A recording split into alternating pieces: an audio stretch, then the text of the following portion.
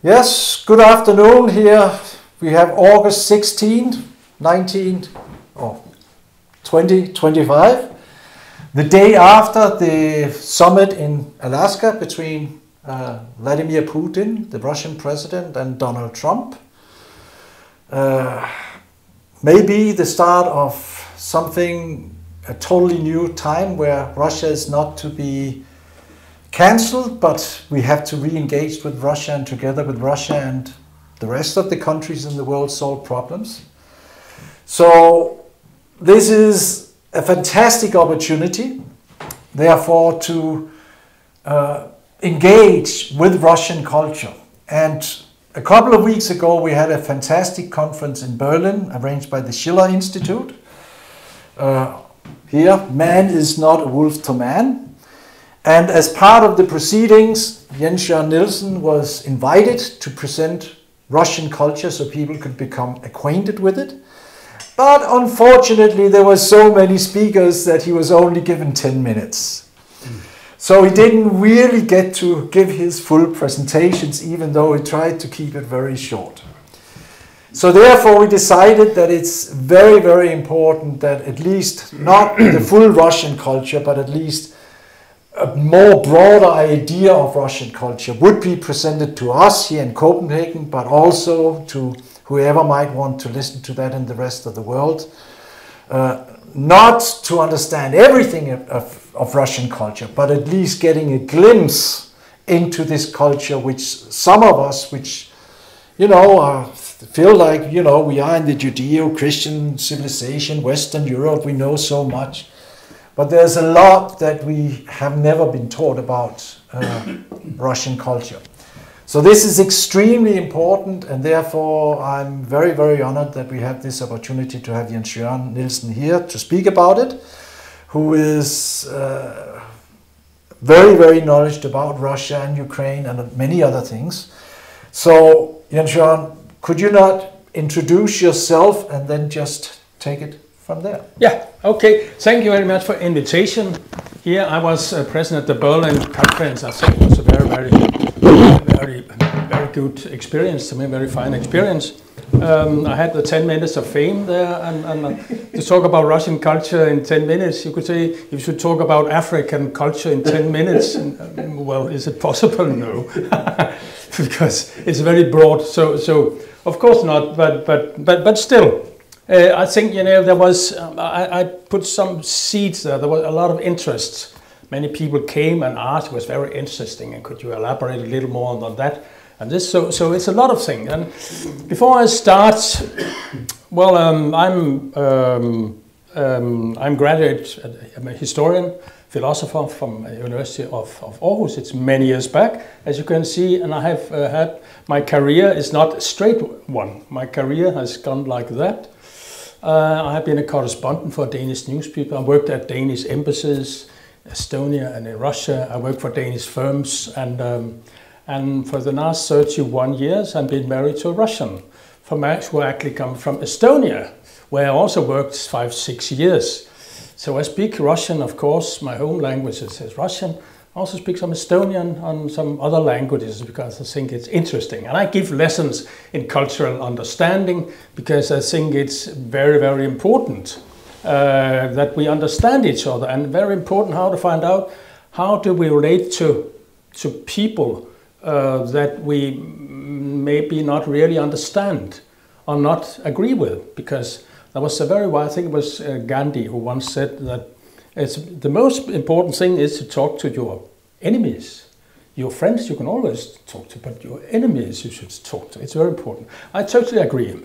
So what I will do, 1 hour is also not very much for Russian culture because it's a huge country, it's a huge culture. It's many-faceted.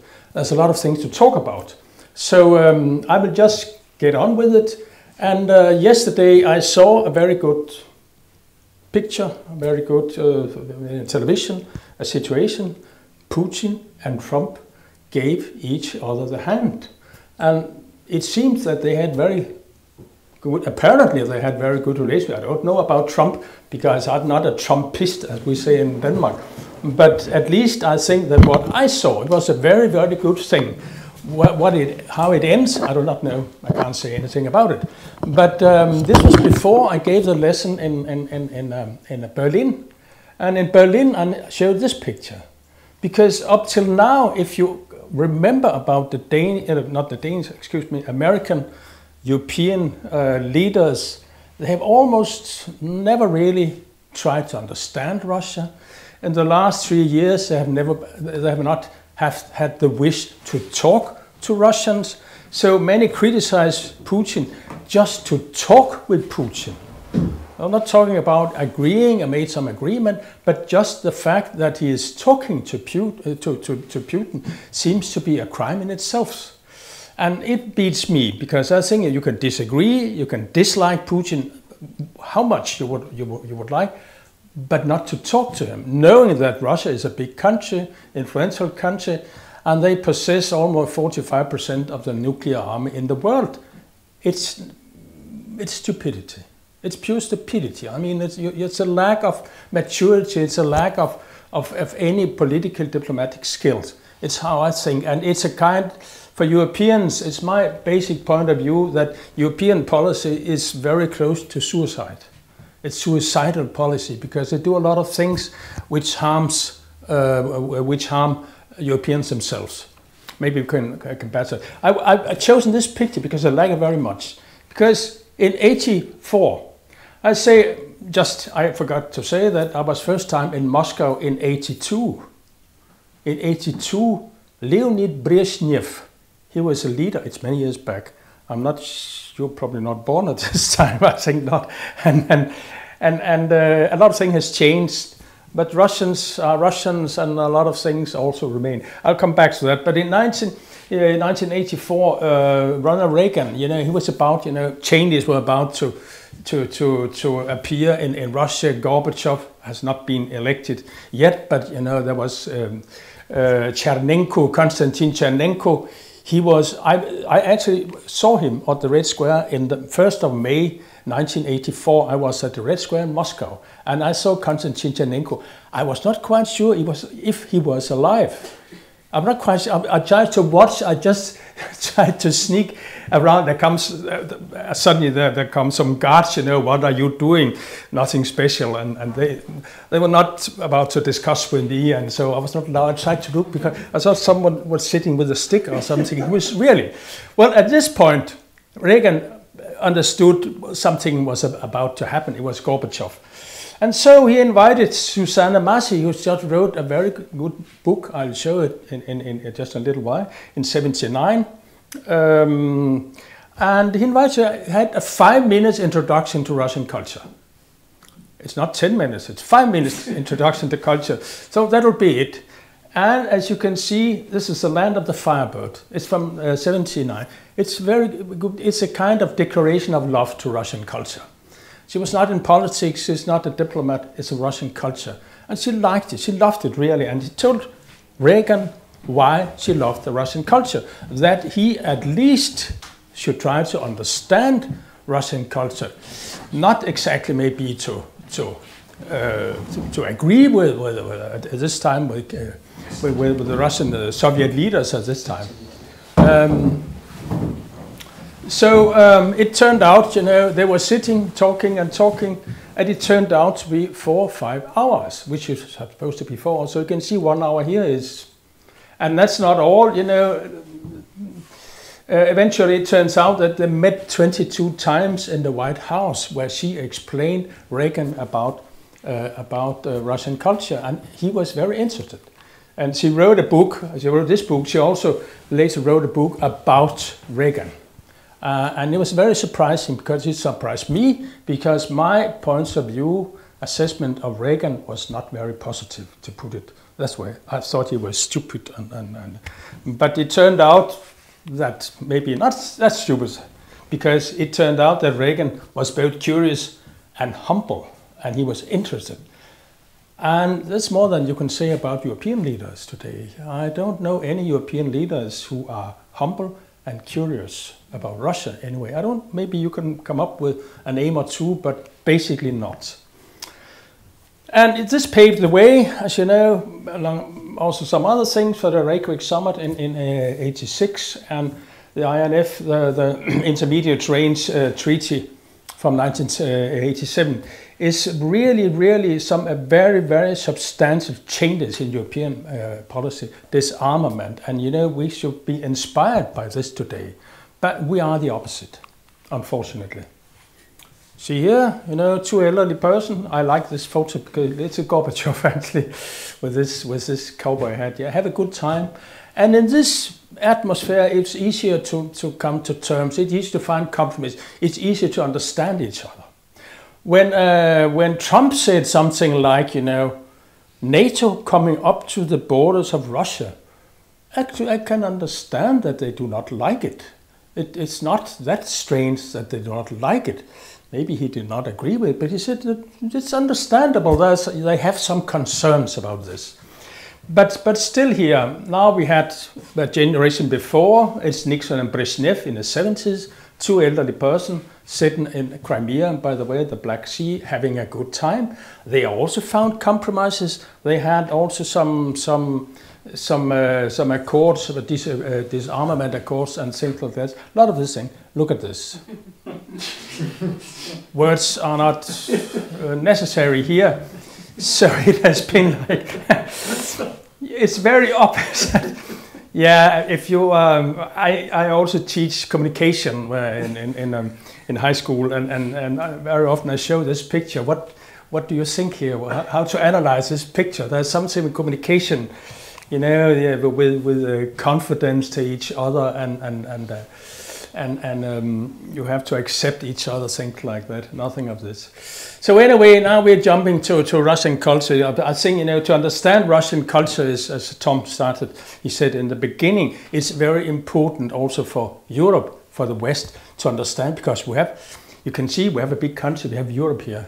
And I can assure you one thing, okay, I'm not God the Almighty, but I'm quite sure that in 10 years Russia will be where Russia is today. It will not swim out into to the ocean here. It will stay here. It will still be our border. So however we think, whatever we think, and we have to one way or another come to terms with Russia, and because we can't do it without, and there are many reasons why we should, because you can see here. We have this Asia as I see it. And what I see in Asia, China, India, and all of the other Asians, Indonesia, Vietnam, you name it, I see a very strong development. I see industrial development, infrastructural development, I see some kind of things. And Silk Roads, on various Silk Roads also here, and things like that. And if Europe is not going to cooperate with Russia, and maybe also China, who will be the countries isolated? It will not be Russia. It will be us. We'll be isolated, and you know, the economic growth is much higher here than in Europe. And soon Germany is very close to have zero growth. I think they are John 0 point something and things like that. So well, anyway, Russian culture. The first thing I would say, you know that, of course, you know Russian. We have two words for Russian. In English we have only Russian. But in Russian we have Ruski and we have Rossiyski. Ruski, it means something has to do with the language, with the ethnic Russians, and they also use it for the Orthodox Church, which are mainly for Russian people. Rossiyski, it means also for people who are not ethnic Russians, but who are part of this community, Russian community. It would be Tatars, it could be Chechens, it could be Buryatians, it could be Karelians, it could be, yeah, there are many of them. So just to have this, I think in German language you have Russisch und Russländisch. Russisch und Russländisch, but not in English, we don't have it. So European, yeah, of course it's European culture in many ways. It a little depends, because if I ask Mette Frederiksen, our Prime Minister, or I would say even Kaja Kallas, Mark Rutte, what is European culture? I'm not quite sure they're able to give a very substantial answer to that. Anyway, universal, human, yes. It's also a little difficult because we think of our history and values that the European culture is universal. It means it applies to all cultures. All cultures should be European, and they will eventually be European. I'm not quite sure about that. Well, I'm saying on the contrary, I'm sure that it will not be like that. Ask the Chinese, when will you be European culture? Well, it'll take some centuries and some millennia maybe, if we ever will become it. So I think it's a little difficult to define what does universal actually mean. We think universal is our values in the West, but I'm not quite sure about it. We could have a discussion about it later on. There are 190 ethnic national groups and 180 languages. So there's a lot to look into. But Russian is, of course, in Russia, Russian is like it's a basic lingua franca, as you call it. But when I travel in this area, sometimes people come in and talk a language which is definitely not Russian. And I'm a little puzzled, and they speak in this language, it could be Chuvash language. And then I say something in Russian, they immediately switch to Russian. As most natural thing, we will continue in Russian, and then we'll turn to this Chuvash. It's a language I do not know at all. There are some of those languages I know a little, Udmurt, Mari, because they're Finno-Ugric languages. That's anything. Anyway, yeah. And here we have, just to show something, you know, to show how multifaceted Russia is. Here we have the Kalmyk. Kalmyk, it's you can see it's Mongol Buddhist population. It's the only, it's a kind of have their own state, local state, in like an American state. They have a local state at the Caspian Sea. So it's the only Buddhist people in Europe, by the way. And here we have Tatarstan in Kazan. There was a Danish football club who once played there, by the way. Oh, it's not relevant to this. But anyway, they have a very big, very beautiful mosque there. And you can see it's a prayer. I have been there several times. It's a very, very beautiful. Kuli Sharif, it's called. And here we have Mintimir Shaimiev, who used to be a leader of Tatarstan, and we have the Mufti, and we have some other Muslims. So when you are in Tatarstan, you deal with Muslim people, and they're not immigrants. They have been there 800. There were Muslims there for 800 years. So it's not like they're just for many of our Muslims. They come, well, one generation, two, maybe three, at least generation. And here you can see me. I made friends. It's me, by the way, some years back. And here is an imam. I made very good friends. And here is it's a Russian. He used to be a colonel in the army. Now he has a hippie, and he's living in a different way, and an atheist. And we had very good discussions about how do you live in in a country where you have many Muslims and you have many Christians, you have many atheists, you have many, and continue yourself. It's very, very interesting. And he knew about Kierkegaard, by the way. And how about Kierkegaard? Do you make research in Kierkegaard? Sure. How do you know Kierkegaard? I read him, of course. So here we have Tatarstan. Here we have Russia, Finland, and here we have Tatarstan. And here we have Kalmykia. It's very close to Chechnya. And here we have something I'll talk about now, Buryatia. Buryatia, Buryatia, you know, here we have the Baikal Sea. Buryatia is close to Mongolia and China. And it's me again. And there are two very interesting persons there. The first one here, Shulmushev, I'm not quite sure I pronounced it the right way. She laughed every time I said it. This is a Buddhist, of course. And he's Sergei, Father Sergei, from the Old Believers, a religious community who fled in 1600s, because there was a split in the church, like we had a split in the European church, Catholic and Protestants, and they fled very far away. So they lived very, very far, very much away. And Father Sergei, he was a priest, of course. And so if you have a beautiful church here, who built this church? I did it. Who else? Alone? Yes. Okay. He said, I do everything. There was a person who had appendicitis. He made an operation on appendices, birth giving, yes, why not, Father Sergei? Because hospitals, doctors are far away, and you don't have this municipal welfare system we have in Denmark. What municipal, what are you talking about? They make it yourself. It's very funny because the whole village were old believers. It was very, very interesting. And they were not like you see in some, they were not very frugal. I mean, they were not afraid of vodka. I was invited to a dinner. There was really a lot of their own homemade vodka, and you know, it's very interesting and very different from what we think about, and music and dancing and things like that. And here we have very close to this old believers. We have a Buddhist temple. It has been a Buddhist temple for 500 years. There was nothing called Russia at this time. There was no Orthodox church in Russia at this time. But there's a monastery out there, and they are Buddhist, Russian speaking, and they also speak some Buryat language. Very interesting. Now we talk about the Orthodox Church, because Orthodox Church is, for many, is the basic religion for the Russians, the ethnic Russians, also for many others.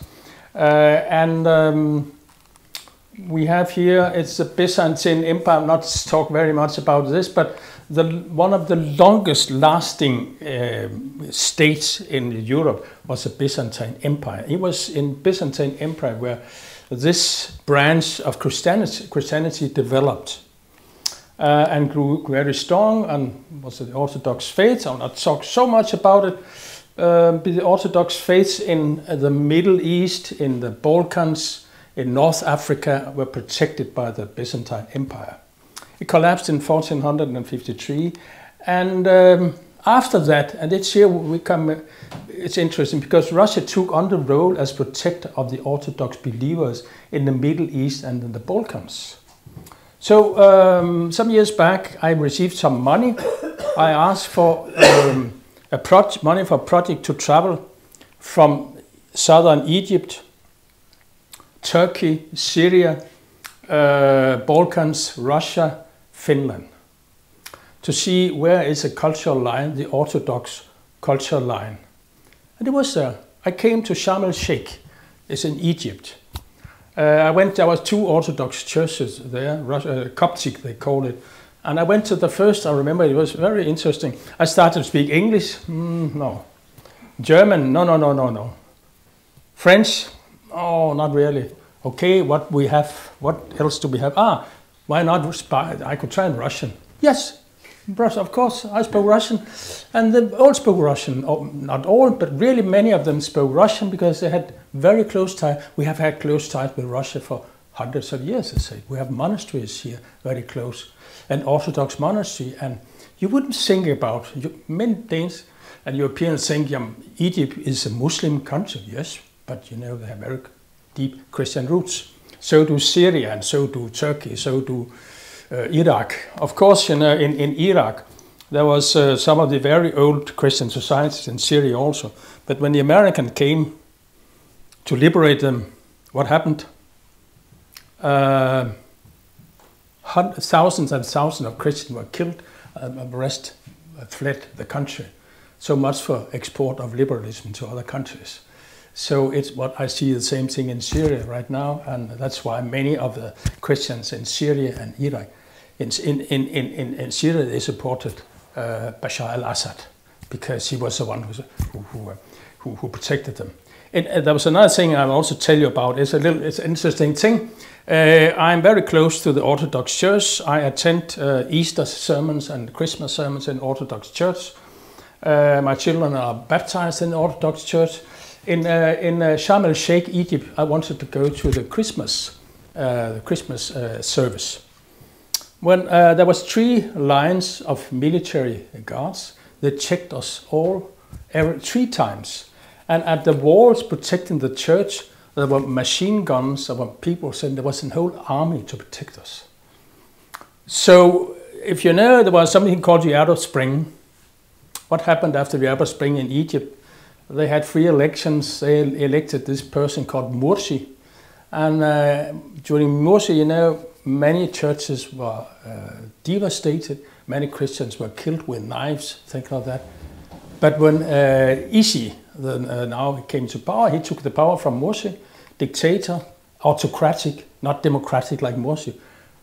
But I was very happy that Isi was there because he defended my church. I didn't want to be cut to pieces, you know, when I went to Christmas sermons, we were talking about peace. It's just so much about, you know, some very broad, normal opinions about what is democracy and what is democracy. When you have Arab Spring democracy, I do not like it because it's a democracy where there was a huge growth in killings of Christians at this time. Well, anyway, yeah, Moscow was supposed to be the third Rome because we had the first Rome, it's what we call Rome, second Rome and Constantinople, the third is Rome, and they had an understanding. Huh? The third is Moscow. Yeah, third is Moscow. What did yeah, the third is Moscow. Yeah, definitely. Here we see a division of the Roman Empire, the Eastern Empire, and Russia took it. Russia was very much inspired by Byzantine. Here we have just, you know, to set the record clear, Christianity moved like a tree here. We have some small, I'm not talking about them, Oriental churches, Armenian church, Syrian church, I'm not talking about them. The basic thing here is 1054, Byzantine Orthodox, the Eastern, and the Roman Catholic split here. Here in our northern part of Europe, we also had the Protestant, the Reformation here. So we have three branches, those three. And anyone who has, I lived for half a year in Northern Ireland, in Belfast. So I know what's the difference between Protestant and Roman Catholic. You have to be aware of. I tried to order a whiskey in, I came to a pub in Belfast, could I have a party whiskey? All became silent immediately. Party whiskey? We don't have party whiskey here. We have Bushmills. And you know, they thought I was IRA people because I wanted, anyway, I wanted it. Okay, anyway, you have some of the same thing with Byzantine Orthodox and Roman Catholic. You have splits. You have some of the same kind of splits in Italy, in Sicily, in the eastern part of Italy. You had also in the Balkan countries, in Serbia. Actually, the war in Yugoslavia, you know, was very much attached to the Orthodox. The Serbs, who were Macedonians, who were Orthodox Christian, Montenegrins, and the Croats, who were basically Roman Catholic, by the way. So there was, they played a role there. So I'll just tell, you know, time is flying. Anyway, I'll just look at this. Here is Theophan Grek. Grek, it means Greek. So Theophanos, the Greek, came to Moscow to learn to learn people to paint icons, because icons is a very, very important part of the Orthodox Church. Transfiguration on the Mount, and yes, and you can see we have reverse perspective. It's not like the Renaissance perspective, because it's not supposed to look alike the reality. It's not the meaning of icons. In contrast to Renaissance painters, the figures and icons cast no shadows, of course, because they're holy figures, do not reflect physical reality and are not intended to do so. It's not because they're bad painters. They're not intended to do so. They do not compare to some at the Renaissance, to the ideals of Renaissance painting. They show transfigured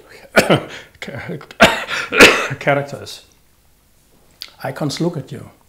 It's like Russians would say that when you come to a church, if you go to an Orthodox church, you see people stand before an icon, they will kiss it, and they will have a kind of communication with the icons. It's for people from Protestant North, it's very difficult to understand. And I have talked with many Russians about it. What do you say to you? You can't say it like that. You have to feel it. You have to be open to this. And some have described it as it's a glimpse in eternity, because it's like, it's very quiet. To see an Orthodox icon, it's like, it's quiet. It's eternity. Here I show you, it's one of the first pupils of Theophan Grek, and it's my absolute favorite. When I'm in Moscow, Tretyakov Gallery, you've probably been there. Anyway, you should next time you come to Moscow, go to Tretyakov Gallery, and this is exposed. You can see it as a glass wall. Of course, when you have after the breakdown of the Soviet Union, in the gallery, they built a small church because it's supposed it belongs to a church. So at Easter time, they take this very, very, very valuable piece of art, as I see it, and put it in the church where it has its own life. It's Old Testament Trinity, and look at this. You can see you have this. You can see you have this reverse perspective. It's not like it's reality. It's like you're looking at it. And for me, it has the effect of I become more quiet when I look at this. Here we have another Dionysi, also very famous icon painter. You know, it's also from resurrection from the death. You can see, and here we have it's from Egypt, from Cairo. I saw this here with Arab script, and they have the same tradition. So what I find interesting is also there's a Christian tradition going from Middle East Arab culture to Russian culture. Here we have here we have the Renaissance perspective, here we have the icon perspective. And here we have again the Renaissance perspective, we know about this.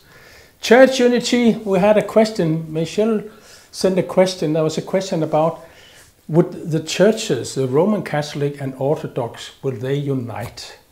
Well, it will not happen before peace in Ukraine, I think.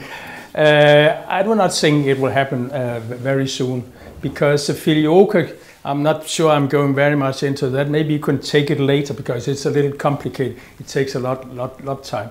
But I just want to say that what the Orthodox sings, the Orthodox do not like the Pope. Because in the first 7 centuries after Christ, when there was a church, they met at the councils and they agreed upon what should be the right understanding. And suddenly the Pope, he said, he didn't ask the councils, and he just added Filioque and the Son. The Holy Spirit emanates from the God, which is old in the Gospel of John. And then the Pope said, well, and the Son, from the God and the Son. Filioque means and the Son. And the Orthodox said, how do you come up with that? We haven't agreed upon something like that. So it's basically a question about democracy. Well, probably they will not use that word about it, but you know, since then many Orthodox people have think that the Western churches, you know, they think they are so wise, they think they have to decide what we should believe, what we should think, and things like that. So I think this is a basic emotional thing about this. So they have a story, they have a history of dominance and arrogance from the West. You can trace it already here. And today, ask any Russian, what will they say? They will say with something. They will not talk about icons, they will not talk about and the Son, but they will talk about an attitude from the West toward the East. Yeah, the Renaissance perspective, yeah, the human being at the center, self-perspective, liberation from authority, especially the church. It's what I learned when I studied at university. We have liberation from authority and the church, free thought. We have science, Renaissance. We've not thought so much about, but it also has its negative aspect, including hubris. It's a Greek word, overconfidence in human potential, and a disregard for limits. There's no limit. The sky is the limits. We can do anything we would like to. And a condescending attitude toward people who think otherwise, who have other points of view. So what I think about this, let's say that it could be weaponized to legitimize one's irreplaceable and indispensable status. Ask Chinese, ask Russians, ask Indonesians, Africans, and many others how they look at the West. Maybe they can recognize some of these attitudes, because we have the Renaissance, so we are better and wiser, so you better come up to us. I'm not totally against Renaissance. I'm not against this Enlightenment philosophy, but I think there are some pitfalls. I think there are they lack some understanding. So Orthodox perspective emphasize a humble approach to existence. We do not know all. We are dependent on a lot of things. There are limits to our knowledge. The individual is not seen as a center reference point, not the center of the universe. It's God. You're not the center of the universe. There's a tendency to view the West with a critical eye, often perceiving it as arrogant, condescending, and dismissive of alternative worldviews. Today, there's a renaissance of orthodoxy in Russia. I think it's very much to do with what we're talking about, the Western attitude. It's a reaction to much of the Western attitude, which the Orthodox faith also in 1,000 years ago also was. There's a Russian word for hubris, which is gardinia. Gardinia. And gardinia, it's something with pride, your pride of something. So it's like a hubris, a Greek word. So I show this. What is this? This is Kandinsky, Vasil Kandinsky. It's a little strange. I show it here maybe, but there's a point here. I'll show you. But look at the picture, the colors. Here we have Vasil Kandinsky. He was a part of. He grew up in Russia, studied icon painting. Is where he started. And eventually he moved to Germany. He was leader of an artisan group called Der Blaue Reiter, the Blue Rider. And he also founded the group Bauhaus, an organization. 1933, he was tired of Hitler and he moved to Paris, and a pioneer of Western abstract art. He came from an Orthodox tradition, by the way. And he also had Finno-Ugrian roots, so we can see you have Finno-Ugrian roots, you have Orthodox roots, you have Western avant-gardism in one person. Actually, I think it makes him, for me, a very interesting artist. Yeah, here we have the Komi, Mansi, Kansi, Udmurt, Mariel, Marie is Finno-Ugrian people. And they speak languages which are very close to Estonian and Finnish and Karelian and Vesp and Kut. What's it called? Yeah, Ingermanland it's called Ingermanland. Yeah. So they can they can to some extent, but Hungarian is also, but it's difficult. I have tried to speak Estonian to Hungarian, and she would speak Hungarian to me. It didn't really work. But it's a Finno-Ugrian language. Here we have folk culture in Russia. Nice pictures, I think. Some embroidery. Very creative. And now we have this person came to power. He went here to this part. There was only a sump area. There was not. There was fish. There was Swedish and Finnish fishermen. He said here should be a city. They laughed. City here? How can you build a city? You know, it's a swampy area. It's not possible. Oh, there must be a city, and then there came a city. I think 40,000 people died because of a very hard work. But eventually, you can see in 70, 100 years, something like that, you had in this former area, swampy area, you have an amazing town. European, a window to the West. Russia was a part of the West now. It was not this backward as people thought about it. And the Russian Orthodoxy was downplayed a little because they wanted, you know, to be Europeans. They invited a lot of Italian, French architects, philosophers, all kinds of philosophers, Leibniz and Diderot, Voltaire. They came to this town because it was a new town of enlightenment. So now you can see, already understand that in Russia there's a kind of dual understanding. You have this Orthodox, you have the rural population, and you have a town which would very much like to be modern, European, and very on the brink of everything, forward looking. This is a Winter Palace, a huge building, very, very, very beautiful. You can see, you know, these colors match very much the colors of the water, things like that. Here you have the Stroganov Palais, very, very. It also goes very well with the colors of the water because there are channels everywhere. It's built on islands and things like that. Yes, and here you have the Academy of Science and the Academy of Arts here. So you know, you had a huge number of scientists, huge number of artists also. I will show you just a little about it, the culture, because there was a kind of explosion of literature, painting, music, philosophy, especially, you know, beginning in the late 18th century, but especially in the 19th century. Russian, but also European, universal, but most of them definitely Russian. Unbreakable part of European culture. I would say, how could you imagine Russian culture without Russian painters and Russian writers and things like that? European, Christian, spiritual and Russian, inspired by the many cultures in Russia, diverse and conflicting ideas shaped the 19th century. There's a lot of contradictions. You can see there is a contradiction in Russian culture.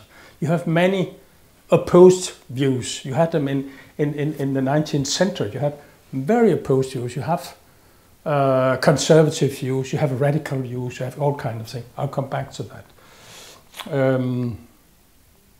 You had Slavophiles. There were people who thought that Russia should not interfere with Europe because we Slavs, we have our own values, because the Western European values are not for us because they are bad values and they will destroy us. And the Western say, no, Russian culture is bad. The only really good things come from the West. You can have it today. If some Russians say Russia is awful, the West is everything, is so good in the West and so on. And they never really agreed and they never could agree. So here we have the person who actually first, you know, introduced modern Russian. Because what's interesting here, that his grandfather was also Coptic from Ethiopia, from the Orthodox Church, which is also in Egypt, also in Ethiopia. His grandfather came there from. So he was like like many Russians, they have mixed origins. Alexander Pushkin, well, he died in a duel at some point, and Russia's greatest poet. It's my opinion, many others' opinion as well, created a standard for refined and fluid Russian language, inspired by the philosophy of Enlightenment, and I would say that he's the Mozart of Russian literature. Yeah, I told about this. Here you have two possibilities. I will try to read it, if you can have it. Normally my wife would have been it, but she could not walk, you know, she had a foot injury, so she cannot be here. So I'll read it. Maybe you can have a feeling about. It's not the best because my Russian is okay, but you know, with this Danish Jutland accent. But anyway, I try to read it just to give. Maybe you can have a feeling of it. Zimний вечер. It means evening winter. Бурям глою небо кроет, вихри снежные круча. То как зверь она собоет, то заплачет как дитя. Выпьем, добрая подружка, бедной юности моей, выпьем с горя грежет кружка, сердцу будет веселей. Спой мне песню, как синица, тихо за морем жила. Спой мне песню, как девица, за водой поутру шла. Буря мглою небо кроет, вихри снежные круча. Так зверь она собоет, то заплачет, как дитя. This is Mozart-like. For me, it sounds like Mozart. I can tell you when I was young, in the gymnasium, we read Pushkin in Danish translation. It left no trace at me at all. I was not at all interested. I didn't find any interest. It's supposed to be interesting. Then I learned the Russian language, and it was totally another thing. Here we have a statue of Pushkin in Ukraine. We don't have it anymore. Because Ukraine, poor Pushkin, he was supposed to be a representative of Russian imperialism. I think if he couldn't stand up today, he would be extremely surprised about this. But it says something not about Russia, but more about Ukraine. It's another question. It was in November 2022. He was another very famous Russian writer, Mikhail Bulgakov, who wrote Master and Margarita. Someone might have read it. He's next in line. He's supposed to be removed also. Well, anyway, yeah, okay. I just show here Arkhip Kunci. He's interesting, very special painter from the Black Sea coast from Odessa.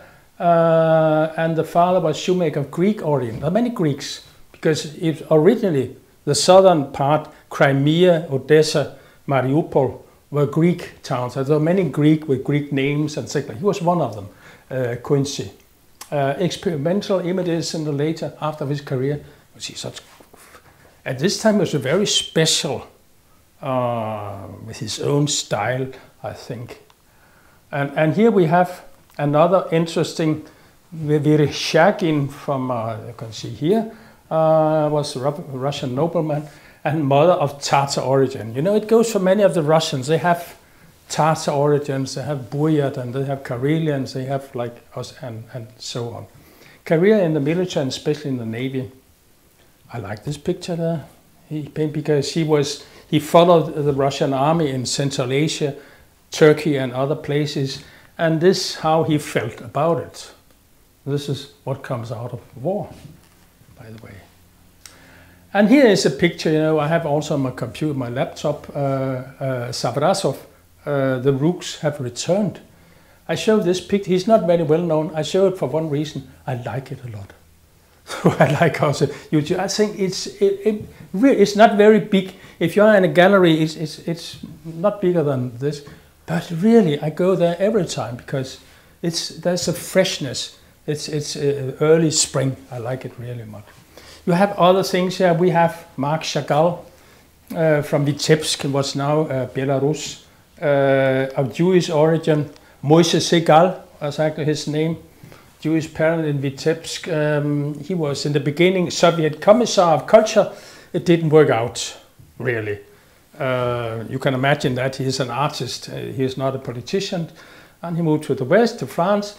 And he made some kind of, you can see icons. You can see, you know, the logic of icons.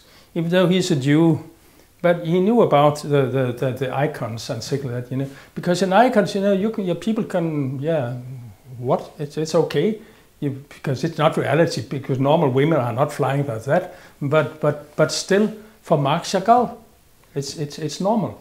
Here we have a Jewish, also the Fiddler on the Roof. He played there. I think maybe I should play some music for you. Because now I found out it works.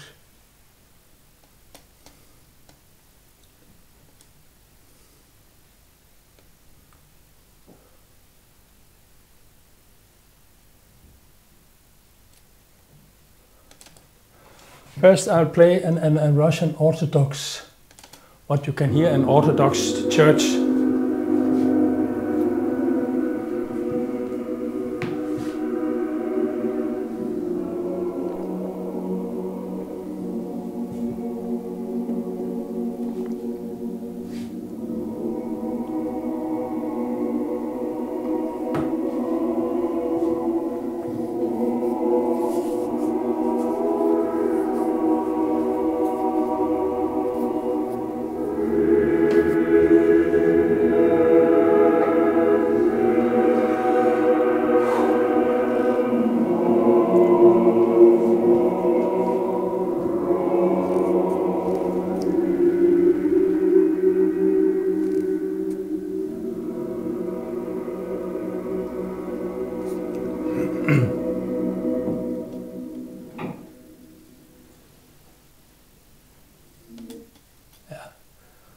Just a short, and then I'll play you some.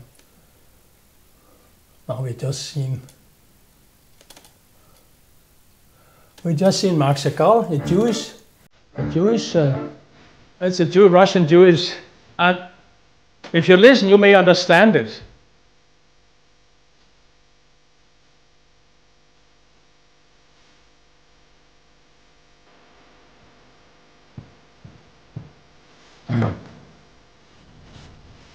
Alle Brüder, alle Brüder, Frederik Lieder. Du halsen uns in einem.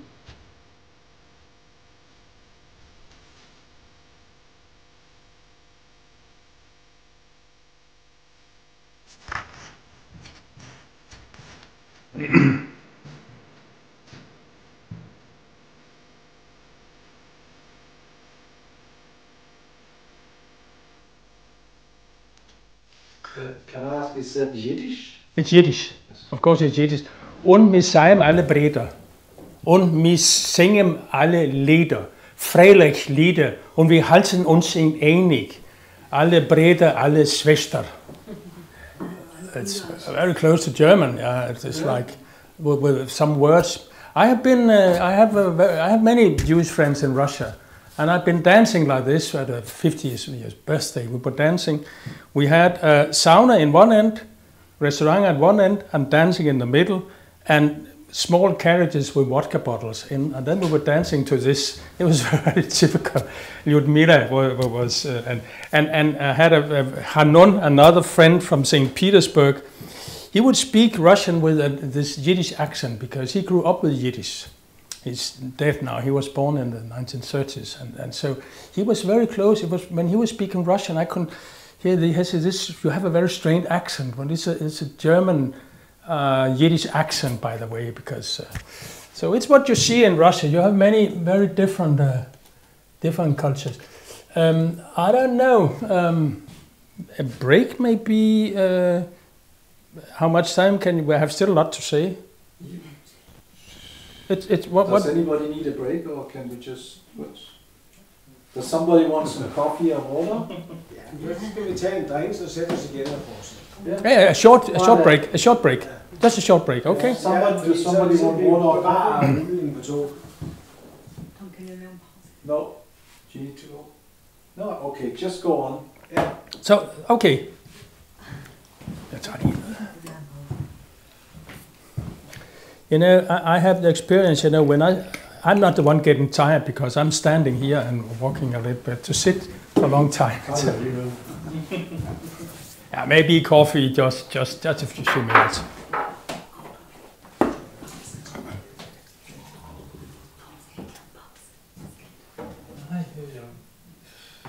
Det er lidt besværligt.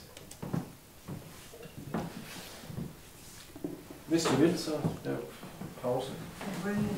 Du trykker på den.